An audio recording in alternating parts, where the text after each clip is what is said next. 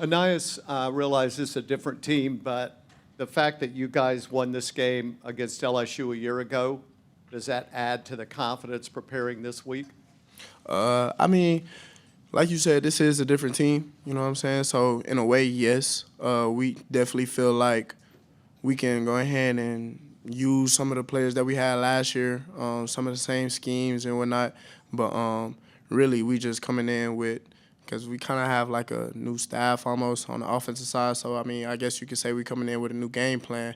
But the confidence is for sure there. Yes, sir. We just have to go out and execute. Their offense is obviously very prolific, scoring a lot of points. Does that put a little pressure on you guys to answer? In a way, yes. I believe that pressure is a privilege. You know what I'm saying? So that pressure for us to be able to go out and make plays, I feel like that just comes with the game. You know what I'm saying? You're not able to necessarily stress or be harp on the fact that their offense is pretty good. You just have to go out and play your game and let the scoreboard speak for itself. We'll go front row on the right side to Travis. No, it won't affect you, but just generally speaking, what do you think are the key characteristics that a head coach should have at Texas A&M?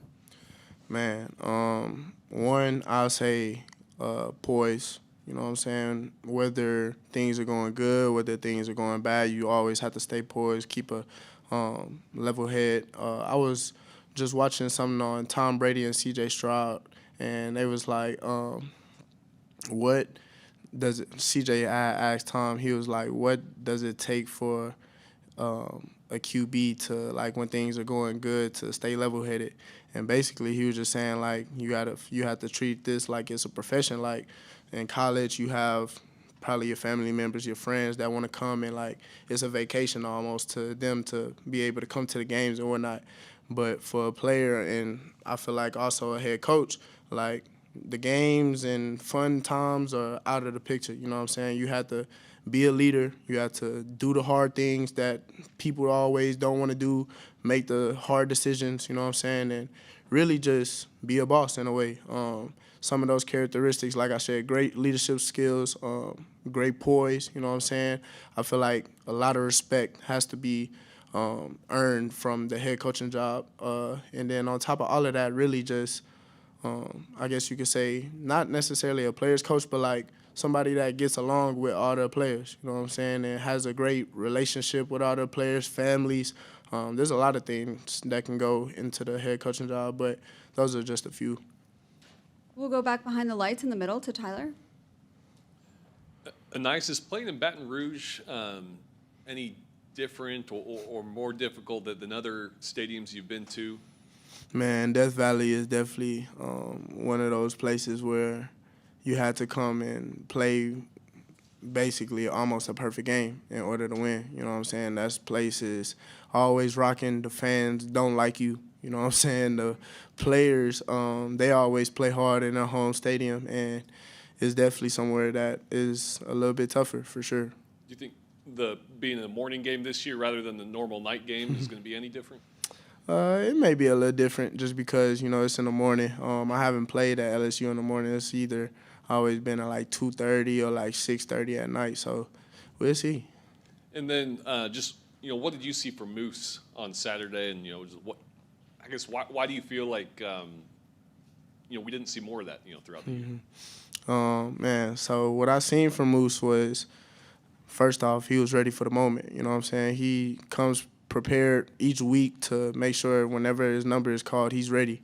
And as far as why we probably haven't seen that much, I mean, that's not really up to us. You know what I'm saying? Like, you just have to, as a player, as a receiver mainly, you have to really just be ready for every moment. You know what I'm saying? Every situation, whenever your number is called, just stay ready. And I feel like that showed this past Saturday.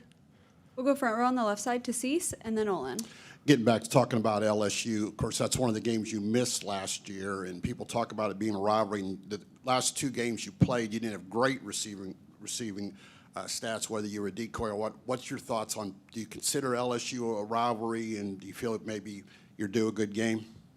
In in a way, you know, the media, the fans, everybody has kind of made it like a rivalry in a way. I remember when A&M, well, really when Coach Fisher had first came here, I believe the rivalry actually started here when they went into like the little 7 overtime and whatnot.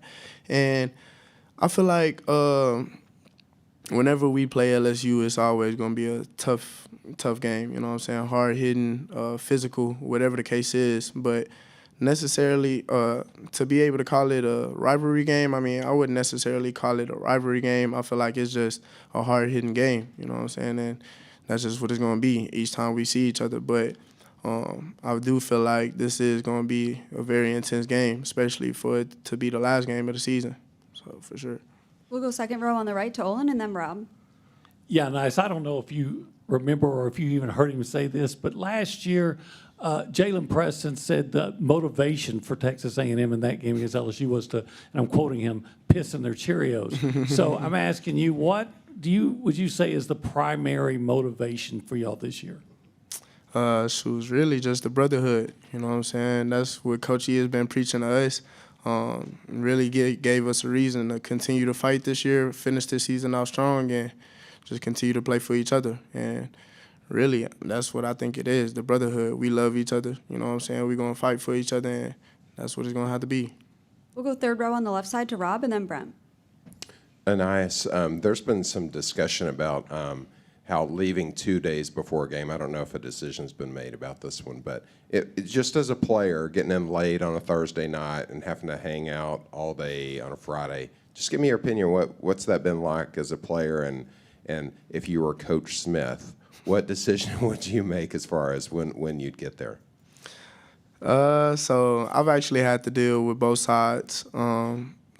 2020 year, we had left each game on the Friday, and then, you know, the year before that and these previous years, we always left on Thursday. But I feel like leaving on Thursday, it depends because, you know, we be getting out of practice a little late, and then they give us like about a hour window to go ahead and shower, get our stuff ready and whatnot, and then we hit the plane and whatnot.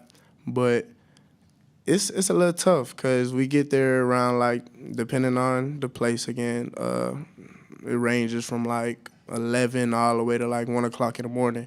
So you just got to be able to maneuver your way into making the right decisions, you know what I'm saying, for your body, for your teammates, making sure that you get the proper rest. Sometimes it is a little tough depending on what you had going on that day or whatnot, and depending on how the practice had went.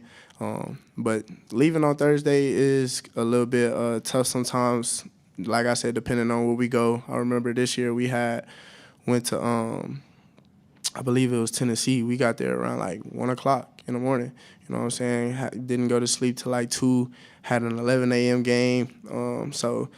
But it's just, what I would personally do, I mean, I would probably say leave on Friday, probably, you know what I'm saying? I know for me, personally, I like to go ahead and just clear my mind, you know what I'm saying? I feel like if we had that Thursday to just sit in, relax, get our stuff ready, come back on that Friday, depending on what we have to do, me personally, I'll probably send everybody to school, you know what I'm saying? Like, finish your schoolwork, make sure that your head is in the right place, not wandering, trying to do other things or whatever. Leaving on Thursday does have its advantages, you know what I'm saying? You get there and you're only focusing on being there with the meeting times and whatnot. But, yeah, personally, I'll probably just leave on Friday, have everybody go to school, come back for meetings, and then let's go ahead and hit it and get ready. We'll go front row on the right side to Brent. So you've had all these morning starts, I think 5, 11 a.m. starts. Do y'all have to get up? Like, what's the process there? And do you think because you've had all that experience this year, that could help you in this one? I mean, yes, for sure. Definitely think that this will be able to, well, us playing all these 11 a.m. games would be able to help us have like a slight edge, I guess you could say, a slight advantage or whatnot. But at the same time, the process is always going to be difficult, you know what I'm saying? You got to wake up at 6 a.m., and then you basically have to stay up the whole time. You wake up, do like the little team meal or whatever, team breakfast, go on a team walk. I believe when we have 11 a.m. games, we go on a team walk first, and then come back for like our little team meal.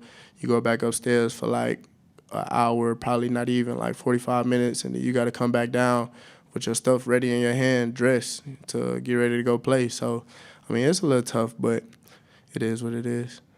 And correct me if I'm wrong here, but I think if, like, I know the league is around the corner for you, but you would actually have another year if you chose. Yes. Right? Have you made that decision in terms of what your plan is next? No, I haven't made that decision yet. Like I had said last press, I'm gonna go ahead and just make that decision when it's time to make that decision. Yeah, in terms of Mm-hmm. moving on to the NFL. Mm-hmm. Okay, thank you. Yes, sir. We'll go toward the back of the room to Chip to wrap things up.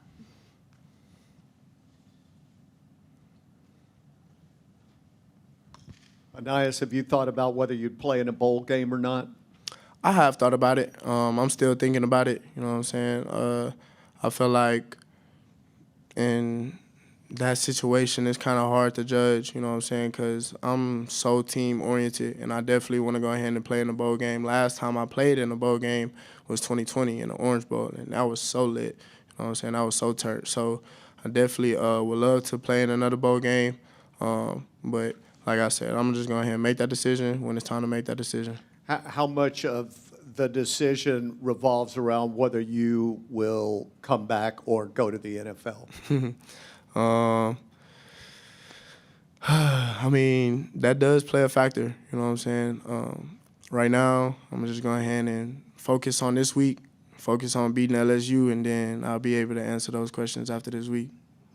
All right, that's all we have. Thank you, Ainias. Cool. Thank y'all. God bless.